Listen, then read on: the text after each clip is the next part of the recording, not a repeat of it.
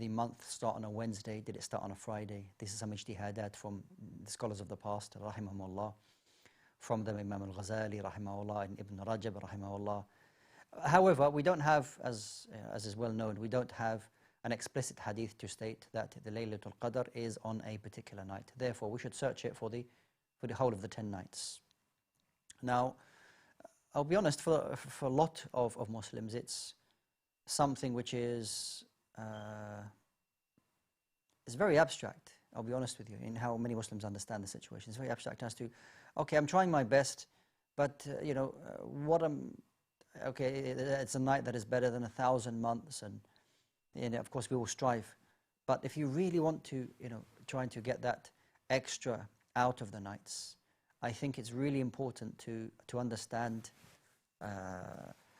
what you're searching for and what the reward is and who's going to reward you. So we know that the Prophet Muhammad ﷺ would pray for a long time. We're talking about maybe 4 hours or 5 hours, or even 6 hours at a time. Really, really long prayers. He wouldn't pray alayhi salam as we are praying it, like he would pray Taraweeh at the beginning of the night and have a long rest and then pray Tahajjud in the latter part of the night. He alayhi salam wouldn't do that. Rather, he would pray thaman or 8 rak'at in one go, but really, really long, until his feet would swell, standing up for so long. And Aisha radiallahu anha said that, Ya Rasulullah, I see you are doing this, pushing yourself so much, and you're an individual whom Allah subhanahu wa ta'ala has forgiven all of their sins. So the Prophet ﷺ responded to her quite simply by saying, should I not be a grateful and thankful servant? Because the Prophet ﷺ knew more than all of us will ever know, but knew who Allah subhanahu wa ta'ala was, how to deal with Allah Azza wa Jalla, who, when he asks for Allah Azza wa Jalla's mercy, he knew what he was asking for. For many of us, when we say these words, oh Allah have mercy on us, oh Allah forgive us, and things, we're not really feeling it, we're just giving lip service.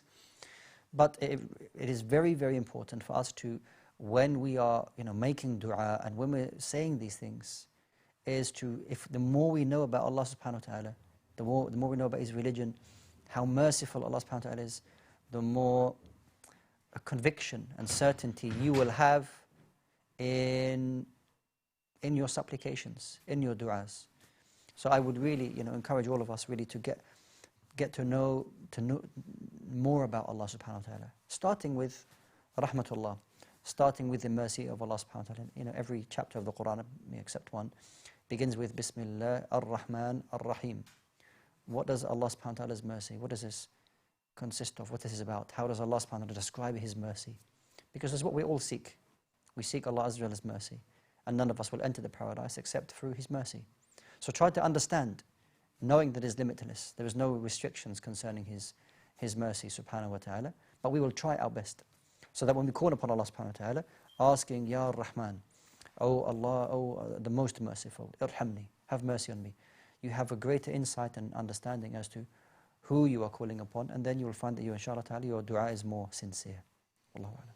Jazakallah khair, Shaykh, thank you so much. We're going to go to our next caller now, or our first caller of the show, mashallah. So, assalamu alaikum to our brother or sister on the line. Welcome to the show. What's your name and where are you calling from?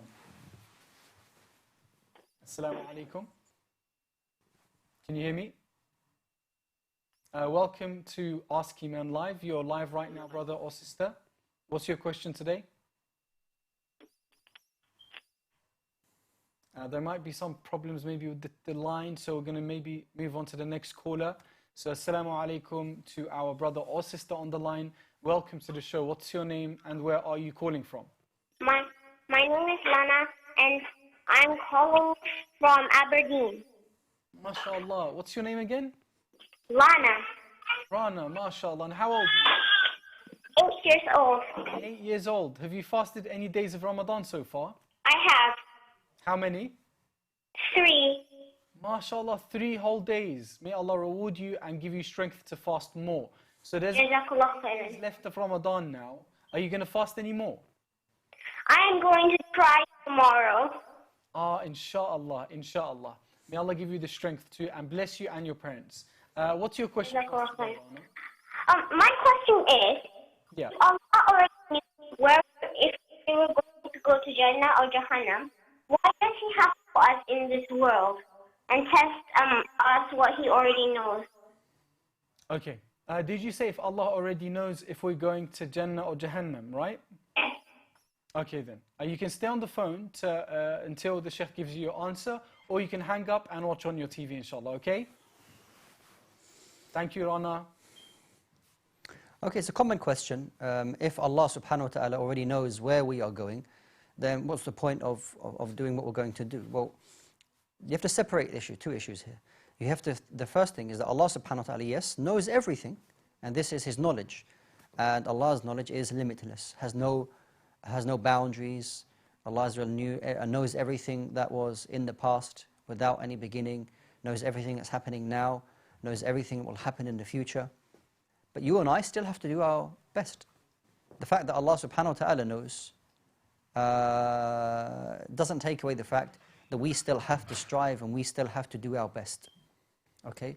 So let's say, for example, you may have a situation where, it's difficult to give a comparative to that, but the fact is that Allah subhanahu wa ta'ala knows everything, yes, of course. But we still have to do our best. Okay? And for those who strive, for those who do their best, they will be rewarded with the paradise. Those people who said, well, if I'm already going to go to the hellfire, it doesn't matter, nothing's going to change that, and they sit there and do nothing, then because they sat there and they done nothing, that's probably a good reason why, that they will go to the hellfire. But a person says, no, I have a chance to go to the paradise. So they strive and they struggle and they try their best. Then, inshallah ta'ala, you can have good hope that Allah subhanahu wa ta'ala will have mercy upon that person and then place them in the paradise. May Allah subhanahu wa ta'ala make us from the people of paradise. Ameen. Ameen. We're going to go to our next caller now. Assalamu alaikum to our brother or sister. Welcome to the show. What's your name and where are you calling from? Wa alaikum assalam wa rahmatullahi wa barakatuh. My name is Muhammad Adam, speaking from Gloucester. How are you? Alhamdulillah, I'm very well, brother. How are you? Alhamdulillah. How's Ramadan going for you and the Shaykh? For me, very well, alhamdulillah. Yourself, Shaykh? Yes, very well, alhamdulillah. Yeah, alhamdulillah. And yourself, brother? Alhamdulillah, very well. It's going very fast though. It is, isn't it? Subhanallah. I sometimes think we expect Ramadan to be like a few months and we forget it's just 4 weeks. And 4 weeks usually goes by really quickly anyway. Yeah, that's very true. MashaAllah. Subhanallah. May Allah accept from us. What's your question, brother? Yeah, my question is in regards to the day of Eid itself. So, first of all, are we allowed to pray Eid Salah at home? Second, are we allowed to pray inside or outside in an open space? How many extra takbirs are there? And is it 1 or 2 khutbahs? Okay. Do you have any other questions? That's all. Jazakallah khair. Wayak, thank you so much for your call, my brother Muhammad Adam. May Allah reward you. Okay. So this question, well, I assume will come up quite a lot in the next few days, seeing that, the end of next week is going to be Eid, inshallah ta'ala. So with regards to praying at home, which is the likelihood the masajid will be closed or won't allow large numbers. So, the majority of people, they will pray at home. So if you pray at home as a jama'ah, that's absolutely fine, inshallah ta'ala. The way that Eid is prayed in the masjid is the same way that you're going to pray at home. So in the first rak'ah, you pray with 7 takbirat, and in the second rak'ah, you say 5 takbirat. Okay? Remembering on the day that you wear your best clothes, you prepare yourself like it's Eid anyway. Just because you're at home doesn't mean you just get out of bed and you maybe wearing your pajamas and something like that, and then you just get up and you pray together and go back to bed. It's a very special day. So therefore, have something to eat before you pray Salat al-Eid. If you've got a garden and you want to pray in your garden, then you're free to do that, just as you're free to pray Salat al-Maghrib in your garden. Okay, no one can prevent you from doing that, as long as you're, in line with the guidelines that have been set out with us with regards to social distancing. So that is quite simply for you to do that. With regards to the khutbah, there is no khutbah because we're not offering it in the masajid and whatnot, in the whole congregation. So you just offer the salah, and that's sufficient, inshallah ta'ala. Jazakallah khair, Shaykh. Thank you so much for your answer. We're going to move on now to our next question, which is going to be from WhatsApp. And our question is, it's the same question. Can we pray from Eid from home? So we'll move on. Our next question is, does Laylatul Qadr last until Fajr comes in or until sunrise? So Laylatul Qadr, the Layla, is from Al-Maghrib, Salat Al-Maghrib, all the way to Salat Al-Fajr. Not sunrise, because we've gone into the day. And it's Laylatul Qadr. And the Layl, or the night, lasts all the way up until the start of Salat Al-Fajr. Wallahu a'lam. Thank you so much, Shaykh. Our next question is going to come from our caller. So, Assalamu alaikum to our brother or sister. Welcome to the show. What's your name and where are you calling from? Walaikum salam. My name is Irfan. I'm calling from London. Assalamu alaikum, my brother. How are you today? Alhamdulillah, very well. Alhamdulillah. And how's your Ramadan been? It's going very well. Alhamdulillah. It's a different experience. Yeah, it is. Definitely a different experience, subhanAllah. May Allah accept from you. And your question, my brother? Jazakallah. Question is in relation to zakat. And so I've been also enrolled on a pension scheme at work. So you wouldn't obviously receive the money until you become of a pensionable age. Would you still count the amount that's in the fund towards your zakat calculation? Okay. Do you have any more questions? No, just that one. Okay, you can stay on the line, brother, to hear your answer, or you can tune in through your television, inshallah, on your television. Okay, so with regards to pensions, which are usually just collected upon retirement, there's no zakat to pay on it until you receive it, and when you receive it, you pay 1 year on it, inshallah ta'ala. Zakat is due on wealth that you have the ability to use. This is wealth that you can't use, not now at least. So therefore there's no zakah on it, wallahu alam. There are different views on the matter. So when you collect it, or when you start receiving your pension, may Allah subhanahu wa ta'ala give us all long lives with the ability to do good actions, ameen. You pay zakah for 1 year upon receiving it, inshallah ta'ala. Thank you so much, Shaykh. Our next question is going to be from WhatsApp, and our question is, Assalamu alaikum. Can I divide my zakat day by day in the last 10 nights, or must I give it all in one go? For example, £100, £10 every night. So with regards to zakah, if the time is due for your zakah, you should really give it in one go. If you want to give sadaqah each night, then do that. Okay, sadaqah for 30 nights. Okay, absolutely fine. But with your zakah, you giving your zakah out bit by bit, really, you shouldn't do that. You should give your zakah and give it straight away. Okay, if you give your responsibility to a charity or some individual to distribute it for you, that's okay as well. But you yourself giving it in installments in this manner really should be avoided. Okay, there are certain circumstances where if you are going to give zakah to a particular individual or family who are able to receive zakah, and if you give them one lump sum, that they will be wasteful with that money, then it may be in certain circumstances to incrementally give them that money which keeps them, keeps them tidied over, as it were. Other than that, I mean, and that's not the situation what's being asked at the moment, for you to start distributing it like this is not correct. You should give it in one go, but by all means you give sadaqah each night in the hope that Allah accepts from you. Wallahu alam. Thank you, Shaykh. And do you need to give your zakat in Ramadan, or is it more rewarding to give your zakat in Ramadan? Well, the conditions with zakah is that Hajj, as we know, is always performed in the month of Dhul Hijjah. That's the month that everyone, and you can't perform Hajj any other time. Zakah is not as though it is the only month that you can pay is Ramadan. It really depends. If the year comes up and you're in the middle of the year, for example, okay, or at the beginning of the year, you're in Rajab or Jumad al-Ula, okay, which is the middle of the year, for example, and I want to give it in Ramadan and I'm going to wait 4 months, it's not allowed for you to do that. If 1 year has passed from the time that you reached the nisab, and then that happens to be in the middle of the year, then you have to pay in the middle of the year. If, for example, that your zakah is due maybe 1 or 2 months after Ramadan, like towards the end of it, and you want to give it early, that's an option for you. You can give it early, inshallah ta'ala. But you shouldn't delay it. Wallahu alam. Thank you, Shaykh. Considering tonight is going to be the second odd night, I wanted to ask you, Shaykh, what are the signs of Laylatul Qadr, if there are any? Yeah, so there is a calmness that is felt in the very latter part of the night and the sunrise. When the sun rises, that there aren't very, very stark rays from the sun. It's kind of a misty kind of ray that comes up. So these are some of the signs, but nonetheless, you know, it's not absolute. You might find a couple of nights. I mean, even some discussions that I saw, they thought Laylatul Qadr was on the 21st. As I said, the night we had on the 21st was subhanallah, and the morning, who knows? So it could be, Allah knows, maybe Laylatul Qadr is already gone. SubhanAllah, yes. Yeah.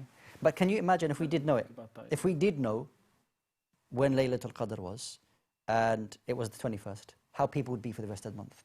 Yes. People would be like, well, I missed Laylatul Qadr. And they might not do very much. But the fact that this matter has been hidden from us allows us to be hopeful every odd night. And in fact, you know, who knows, Allah, every night of the last 10, be hopeful that everything that you're doing, you have an increase in your reward. And this is, you know, the wisdom of Allah subhanahu wa ta'ala. That certain things are hidden from us for our benefit. If we knew certain things, then we would become complacent, and we would not, you know, strive as we should. So the fact that it's hidden is a great mercy from Allah subhanahu wa ta'ala.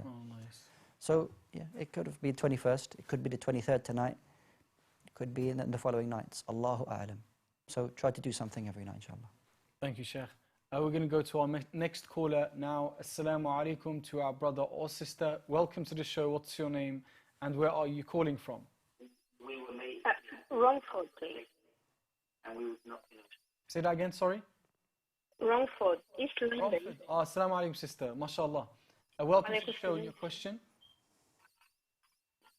Assalamu alaikum. I can hear you. Oh, okay.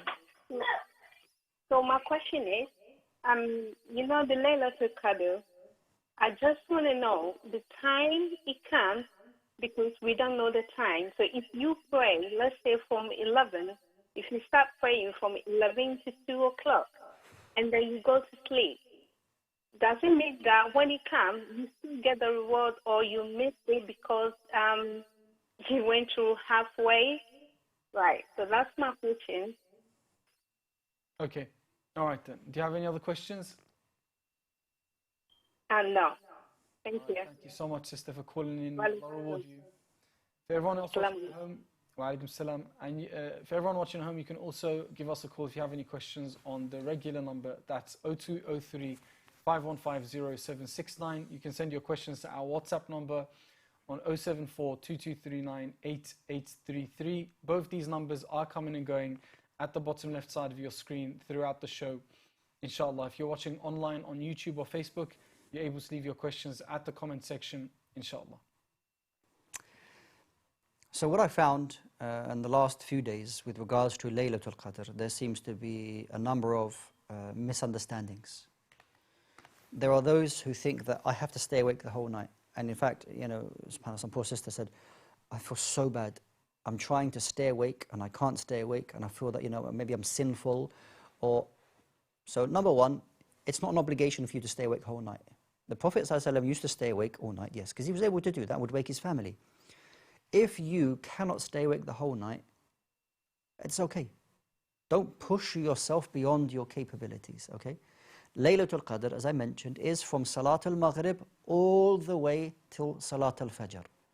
You have all of this time, okay, to do what is easier for you, okay? So after Salatul Isha, you want to pray 2 rak'ah, you want to pray 8 rak'ah, okay? If you want to delay that to the latter part of the night to pray some rak'at, you can do that, okay? So the sister's asking, I start at 11 and I finish at 2, that's 3 hours. Allahu Akbar, you prayed for 3 hours? MashaAllah, tabarakallah, okay? Even though maybe you're going to start your fast maybe, you know, a couple of hours later or something, an hour later. Okay, no problem. It's not as though that you have to do every, you know, in prayer the whole night, otherwise you missed out on Laylatul Qadr. No, not at all. Whatever you can do, whatever's easier for you, then you should do that. I'm not saying relax, well, I just feel like I'm just going to do 2 rak'ah and relax. That's easy for me. No, try to exert some effort.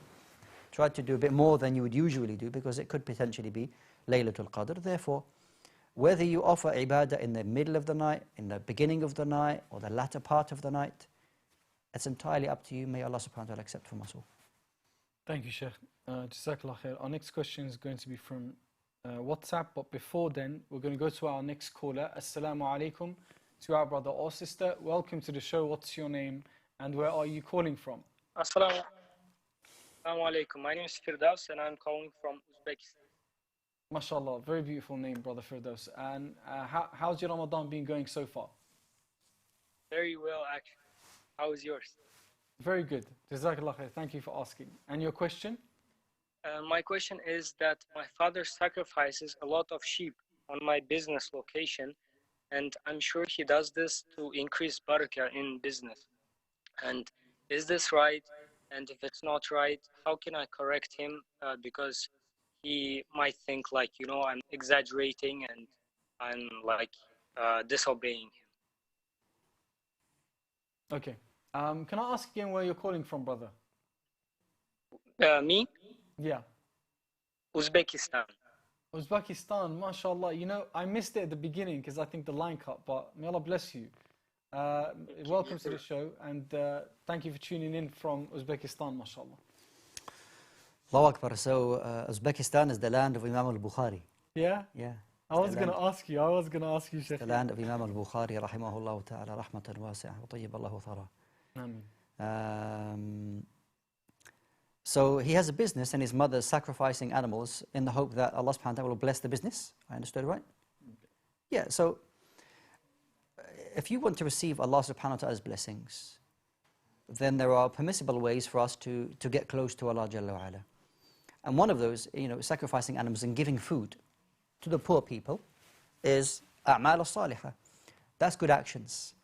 And that's permissible for you to do, i.e. to give charity in the hope that Allah subhanahu wa ta'ala will bless you, bless your wealth, bless your family, as the Prophet said, although the hadith is, it's differed over its authenticity, دَاوُوا مَرْضَاكُمْ بِالصَّدَقَةِ. That is to treat your sick by giving charity. Okay, so there are a number of great benefits in giving charity. So slaughtering animals and then giving that food as a form of charity to the people, then that's a permissible way, inshallah ta'ala, of seeking a means of closeness to Allah subhanahu wa ta'ala, that Allah Jalla wa ala will accept from you and to bless what you have. Wallahu a'lam. Jazakallah khair. Shaykh, is our brother still on the line? Yes. Were you aware that Imam Bukhari is from Uzbekistan? Yes. MashaAllah. That must be a very blessed country. The story of Imam Bukhari is a very inspiring one. May Allah bless you, my brother, and your family, inshallah. Ameen. Is the answer okay? Yes, thank you. Thanks so much. Alhamdulillah, thank you very much, Shaykh. Jazakallah khair. Allah barik feek. Okay, so do we have any more callers? Okay, we have another caller on the line. So we're going to quickly take that caller because we're almost up to our next break. So assalamu alaikum to our brother or sister. What's your name and where are you calling from? Alaikum assalam wa rahmatullah. My name is Abdurrahman. I'm calling from High Wycombe. MashaAllah, brother. How are you today? Alhamdulillah, how are you? I'm well, Jazakallah khair. And how's your Ramadan so far? Alhamdulillah, it's fine. Alhamdulillah. Alhamdulillah. And your question, brother?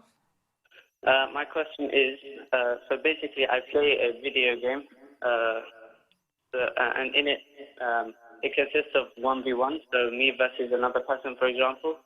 Okay. And there are certain battles called wagers, and I know wager is haram, but basically this is not dependent on chance. This is more dependent on skill.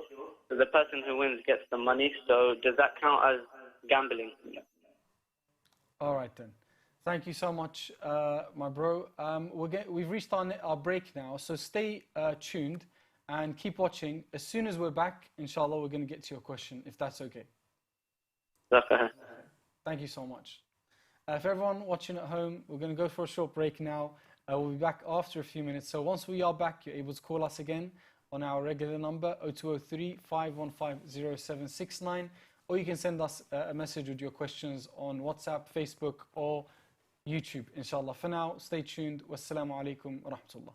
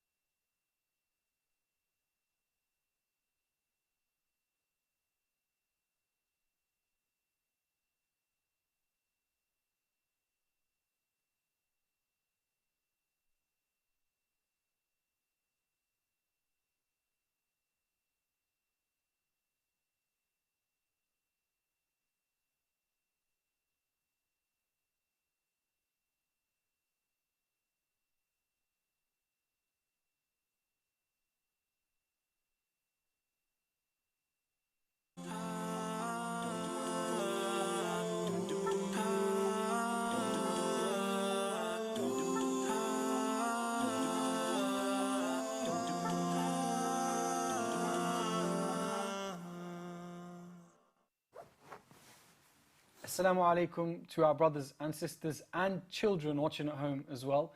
Welcome back to today's Ask Eman live show. We're going to be here with you for another 30 minutes, inshallah, up until 7 o'clock.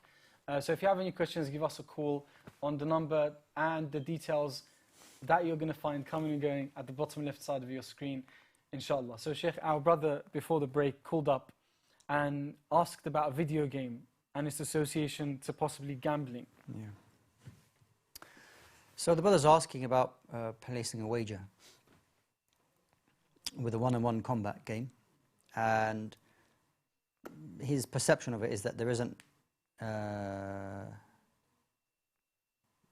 much of a chance in the game, because gambling is like chance, you know. So, but this isn't chance because it's based on skill. So therefore, you know, one of them seems to be very confident in their own ability, in that I know I'm going to win. So there's no chance. There's no chance for that person to beat me. So why is this an issue? I remember, and there's quite a few examples you could give, that especially in sport, that there was always a time in history, throughout history, where somebody was going to win. Okay? Absolutely no doubt that they were going to win. However, they didn't win. So it's happened in boxing, it's happened in football, it's happened in so many different sports where they 100%, the whole world, they're going to win. And maybe people put money on that for that person or that team to win. And they didn't win. They lost. This is the chance. Okay? So however confident you think you are in your ability, it's not allowed for you to participate in exchanging and placing bets like this. This is haram. This is the very essence of gambling. So therefore, it's not allowed for you to place wagers like this between two people, okay? And if it's the case, the person says, well, you know, let's say there's absolutely no way the other person can win, that means you're taking advantage of the person. That's also haram. So from this perspective, or both perspectives, this isn't allowed for you to do. The game itself, if you're playing the game, I'll play the game, but there's no money should be allowed. No money to be placed as a wager between yourselves. Wallahu a'lam. Thank you, Shaykh. Jazakallah khair. We're going to go to our next caller now. Assalamu alaikum to our brother or sister. Welcome to the show. What's your name and where are you calling from? Assalamu alaikum wa rahmatullahi wa barakatuh. To yourself and Shaykh Wasim Kempson. MashaAllah. Welcome to the show. Jazakallah. I have two questions. The first question is regarding we should say whatever the muazzin says when we hear the adhan. What about the Fajr adhan when it says as-salatu khayrun min an-nawm? Is that again we repeat the same, or is there anything specific we should say afterwards? The second question is about bid'ah and following non-Muslim traditions. For example, celebrating Mother's Days and birthdays. I believe that they are more of following non-Muslim traditions rather than bid'ah in the religion. However, which is worse, bid'ah or following non-Muslim tradition? Okay. Thank you so much, brother, for your questions. Stay tuned for the answers, inshallah. Once we get to our other callers waiting on the line, inshallah, we'll get to your question afterwards. Thank you so much. We're going to go to our next caller now. So, assalamu alaikum to our brother or sister. Welcome to the show. What's your name and where are you calling from? If you could listen to me through your phone, because if you listen through your TV, brother or sister, then it's going to be a bit delayed. So if you could turn it down and just speak through your phone, inshallah. Assalamu alaikum. Wa alaikum assalam wa rahmatullahi wa barakatuh. I would like to ask three questions to the Shaykh, if you don't mind, please. Yes, you can go ahead. Yeah, the first one is, in Islamic perspective, can a wife have a business partnership with non-mahram? And what would be if the husband is not happy with that or he doesn't feel comfortable? Okay. Do you have any other questions, brother? The third question is, I'm collecting some donations for Yemen. Yeah. And some of the people paid zakat, but they didn't reference as a zakat, so they just contributed. So the money went through in my account. So still, I know a few people that mentioned that it was zakat, but the rest of them, they haven't told me. So can that money be given to the poor people as a zakat or as a non-majority? Okay, so the question is, you're not sure about which of it is zakat and which of it is not zakat? Yeah, except the only three people who mentioned. Understood. All right then. Thank you so much, brother, for your questions. May Allah reward you. Stay tuned for the answers, inshallah. Inshallah, jazakallah. Jazakallah khair. We're going to go to our next caller now. Assalamu alaikum to our brother or sister on the line. Welcome to the show. What's your name and where are you calling from? Assalamu alaikum. This is Shaykh Wasim Kempson. I have two questions. You can go ahead, brother. Okay. Assalamu alaikum. Wa alaikum Wa alaikum salam wa salam rahmatullahi wa wa barakatuh. Yes, I have two questions. Both to do with setting up a will. The first one is, when you're setting up a will, is it just sufficient just to say that on the death, the will should be distributed according to the Islamic Sharia, and then the 50 people left beyond the executive to then sort that out? And the second one is, if a person hasn't prayed Hajj, can he stipulate to say on his passing away, before anything is distributed, sufficient amount of money to be taken out to allow some to go on Hajj on their behalf to complete their Hajj? Yeah, there are the two questions. Jazakallah khairan. Is this Brother Shaheed? Is that Brother Shaheed, his name? I'm not sure. I think he's gone now. Okay, khair, inshallah. I think, Hello? yeah, is this Brother Shaheed? No. Okay, your voice sounds very like a brother. I know his name, Shaheed. Okay, so it's Shabir actually. Shabir. Yeah. MashaAllah. All right, may Allah bless you, brother. Thank you so much, brother, for your call. May Allah reward you. So he can be Shaheed if you want him to be Shaykh. Okay, our questions, Shaykh. Our first question is, repeating after the mu'adhin during Fajr time, do we repeat as-salatu khayrun min an-nawm? You do.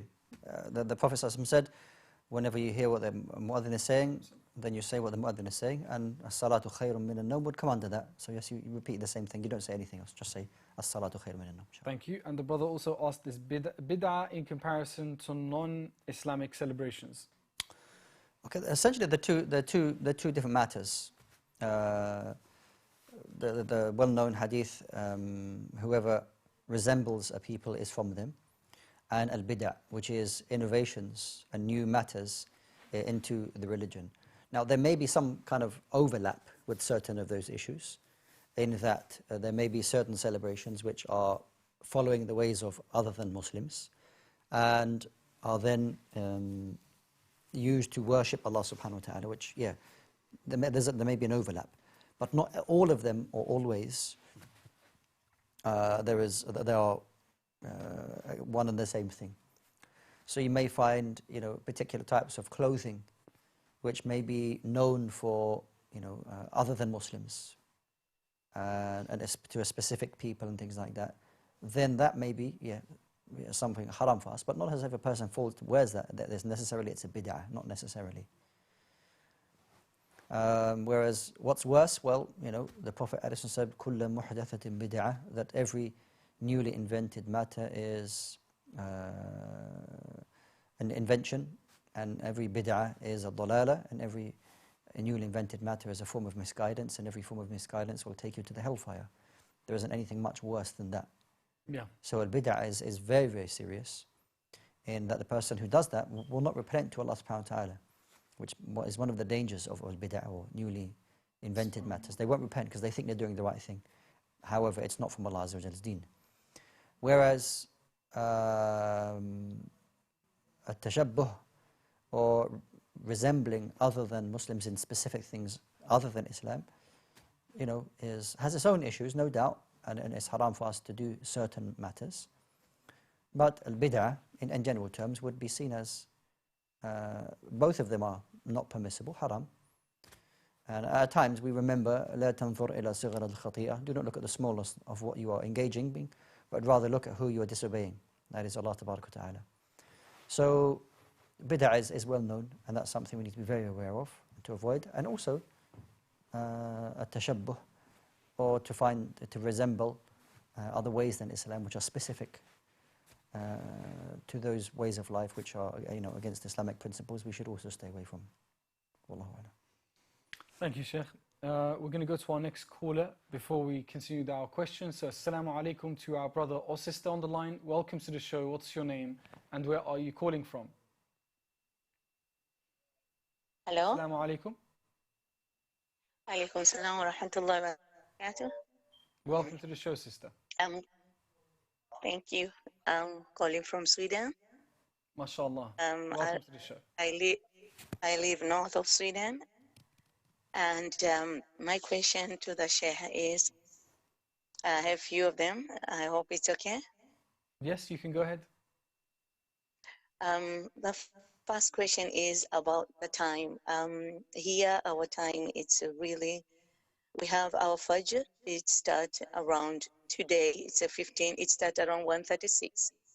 And then we have our Maghrib. It's around 10. And we have our Isha around 11:22. And then it starts again. So we don't have Yawmul Layl, like we have to eat quick to get to Isha, but between Isha and Fajr, it's just 1 hour. Then we have Fajr, so we don't have Qiyamul Layl. We have only 1 hour. And my question is it allowed to pray after Fajr? Because it's still just 1:32. Yeah. Can we continue pray? Can we continue read it? Does it count like it's middle of the night? Because we're in another world. We're up of north of Sweden. Yeah. And there's no dark here, just light, 24/7. Subhanallah. So you fast 20 We 20 fast in hours. between 23 hours. Wow. Almost. Subhanallah. That's amazing. May Allah reward everyone, all of our brothers and sisters that are there and yourself. Ameen. The Shaykh will answer your question now, inshallah. Yeah, so obviously in the northern parts of the hemisphere that the days are particularly long, and the fact that the sister is living in Sweden and in the northern part of Sweden that the day is, is 22 hours worth of fasting, and from the time from Maghrib to Salat al-Fajr maybe is a couple of hours. So they break their fast and then they have something to eat, and then they wait for Salat al-Isha, and then they pray, and then they will maybe have some suhoor. Now the question is that because of the short time, the Salat al-Fajr will come in. I'll pray Salat al-Fajr. Can I pray after that? Well, we know from the ahadith that the Prophet ﷺ told us that once you've offered Fajr, you don't offer any more Salah. You don't pray after you've offered Salat al-Fajr until the sun has risen. And then after that you can pray Salat al-Duha in the morning, and you can pray up to 8 or 8 rak'at if you wish. But after Fajr and you've offered Salah, there is no Salah until the sun has risen. I do understand that the nights are short, but this is the qadr of Allah subhanahu wa ta'ala. He created the earth in this way, and that certain days will be longer than others. But what I would say is that in that you have, maybe you may see it as a disadvantage of a shorter night, but you have a greater advantage that you are fasting longer days. So there's a greater reward bi'idhnillahi ta'ala in the long days that you are fasting. And maybe you are going through more of a difficult time with the long days and maybe the hunger and thirst. So it may be the case, and Allah knows best, that your reward is greater with regards to the fast itself. Whereas our fast, even we may say it's a little bit long, but compared to that, no, it's not. But our days are much shorter. So we might not get the same reward as those who fast the days, which is much longer. But maybe we have some advantage, if you want to see it like that our night is a little bit longer. So, this is how it is. But whatever you have in front of you, you make the most of it. So therefore, if you have a short night, then make sure that, you try to pray and do as much as you can on those nights and the time that you have, in the hope that Allah subhanahu wa ta'ala will reward you bi'idhnillahi ta'ala. May Allah give you the best in this life and the hereafter. Ameen. Ameen. Is that okay, sister? Yes, and I have another one. You can go ahead. Another one, it's I was wonder maybe if it's possible after the show I can have a private with Shaykh to ask the question. Okay, we can check with the Shaykh if that's possible, if the Shaykh's still available after the show. So do call back and then we'll be able to confirm that and advise you on it, inshallah. Is that okay? Shukran. Thank you so much, sister, for your call. May Allah reward you. Okay, so we're going to go to our next caller now. So, assalamu alaikum to our brother or sister. Welcome to the show. What's your name and where are you calling from? Yeah, my name is Ismail. MashaAllah. Welcome to And the brother Ismail. I'm phoning from Walsall. MashaAllah. How are you today? Well, not too happy at the moment. Okay. We ask Allah to make it better. Okay, my question is that 2 years ago my mother died. Okay. And I gave an organization money to build a mosque.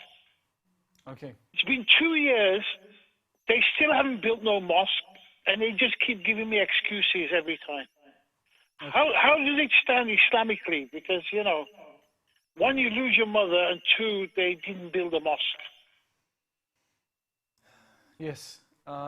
First of all, very sorry to hear about the loss of your mother. May Allah have mercy on her and grant her Jannah, forgive her her sins, and give you strength and patience. Regarding the question about the charity, Shaykh, can you advise?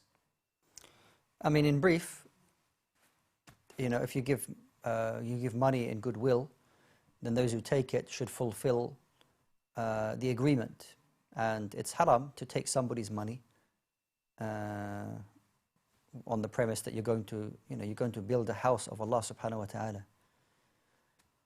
If there are some issues with regards to the location, the original location, and that's no longer an option, then you have to change to another location with the wishes of the family. Maybe in a particular country, we're going to choose this country or this particular area. Now this area is no longer stable. For example, it could be a case, I don't know. So then contact the family, and then choose another area, quite simply. But it's not allowed for you just to take money and not fulfill the request of the family. It could be the case, and Allah Jalla wa Ala knows best, that people, especially working in the charity sector, that you take the money of people and then you don't dispose or use that money in the way that they have told you is something that it will not go away. Meaning that you can wait 5-10 years and maybe the family, they give up and they don't ask you for any more because you've taken the money. But on Yawm al-Qiyamah, on the Day of Judgment, you will be taken into account for that, and that there will be no excuses that will be accepted from you on Yawm al-Qiyamah. If you're of the mindset that right now, that you don't care, then you don't care. But on Yawm al-Qiyamah, you will care. And there will be no way out for you. So fear Allah subhanahu wa ta'ala with regards to the money that you have taken. Money was given to you in goodwill to build a masjid in the name of somebody who passed away. If you're unable to do the job, give the money back to them so that the masjid can be built with another charity. But it's not allowed for you just to hold the money and do nothing. Wallahu a'lam. Thank you, Shaykh. We're going to go now to our next caller. So, assalamu alaikum to our brother or sister on the line. Welcome to the show.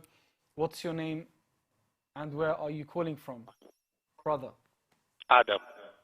Brother Adam, mashallah. How are you, brother? Alhamdulillah, brother.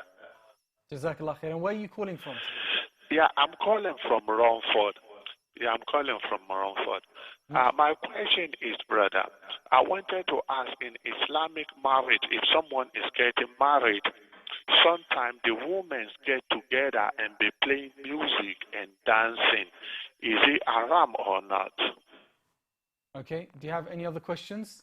No, that's my only question, brother. Thank you, brother. From Romford, may Allah bless you. Jazakallah khair for your call. So with regards to parties, hafalat, it's important that you enjoy yourself. It's a very happy time, and one of the most happy times is for sisters when she gets married. Now, there are guidelines, some guidelines with regards to that, and that is with regards to music, that really should be avoided. The overwhelming majority of the ulama are of the view that music is haram.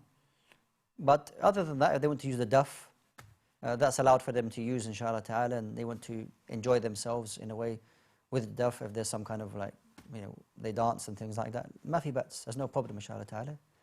But the music, if it's done without that, you should pay attention to that.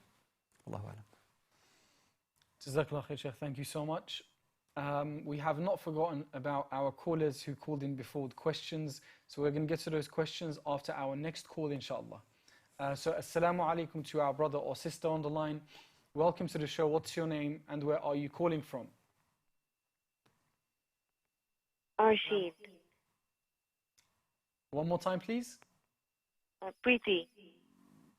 Okay, and your question? Can I give my zakat in 10 different places over 10 different nights? So if I don't want to, say if I want to give £1,000 towards my zakat, can I give it in like 10 different charitable organizations over 10 different nights? Okay then, thank you so much, sister, for your question. Is that possible, Shaykh? Yeah, so with your zakah, if it's due, it really should be given in one go. It shouldn't be given in installments. You don't give your zakah in installments. If you want to give sadaqah, by all means, give sadaqah over the next 10 nights and whatever amount you wish to do so, it's no problem. Because there's sometimes people mix up that, when they give zakah, they just like giving sadaqah. Sadaqah is your money. Sadaqah is your money that you are giving over a period of 10 nights. Zakah isn't your money. It don't belong to you. You can't keep it. So don't treat zakah like sadaqah, okay? Zakah is when the time is due, you give it to the poor people, or you give it to the recipients, or you give it to the charity who's going to distribute it on your behalf. We don't treat zakah like sadaqah, okay? So if zakah is due, give it away in one go. If you want to give some, looking for Laylatul Qadr, of course, is what most people are doing now, and you want to give some amount of charity each night, then you can do it in this manner, no problem, inshallah ta'ala. Thank you, Shaykh. Going back to our questions from our callers before our break. Our next question is about a spouse involved in a business partnership with a non-mahram. How do you deal with that situation? Right. I sense in this issue that there may be some conflict between the husband and wife on this issue.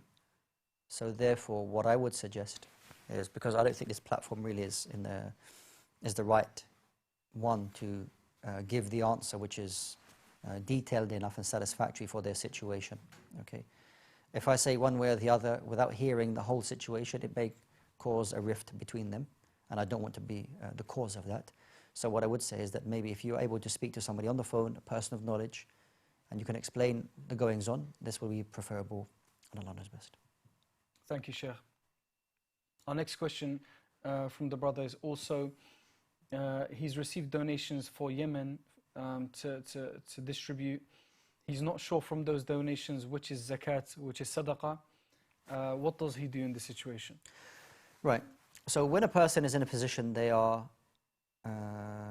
going to collect funds for a charitable project, you have to make it very clear to people as to what you are going to accept, i.e., is this sadaqah money, general sadaqah for Yemen, or is it you're accepting zakah as well? How clear did you make this to people? The people that have given you the funds, and you said there were 3 of them, have made it very clear to you that this is zakah money, okay? That amount you use for the zakah projects. The others, if they said to you, they just gave it to you as a sadaqah, you will assume it's a sadaqah, unless otherwise, depending what you have said to them, okay? If you're not sure, obviously, then contact them and ask them, is this sadaqah or it is zakah? Okay? If they did not tell you it was zakah, you can consider it a general charity, because it's upon the individual. When they give zakah, you need to make the one who's distributing it for you, this is zakah. Okay, you can't just do anything you like with it. It's zakah. So therefore, you can only give it to zakatable projects. So if you're unable to get in contact with them, you are going to assume it is a sadaqah. Okay, so the uses for it are a little more flexible, and Allah knows best. All right, thank you so much, Shaykh. Our next question is regarding wills. when setting up a will, is it sufficient to say that distribution of it should be according to the Islamic Sharia and that's all?